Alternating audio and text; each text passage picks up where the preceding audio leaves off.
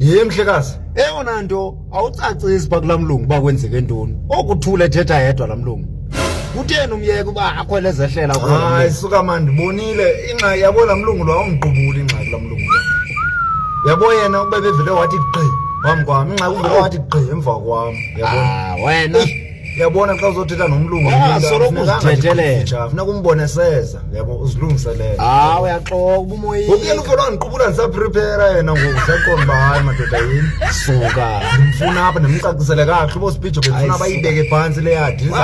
nento othetha wena bendifuna umcacisela noba ndiyitshayise njani ikhona nje into wakho wavuma wena uba iyakuhlula nje ikhona wakho wavuma hayi ntoni hayi nxa kuvele wathi gqi uthe gqi emva kwam nangoku wathi gqi kwelicala lapha ekhohlo qomba madoda lo mlungu ninathi gqi sekufitshana qomba mandimyeka vele adwabe hedwa hayi naye bendonqena naye yakho wena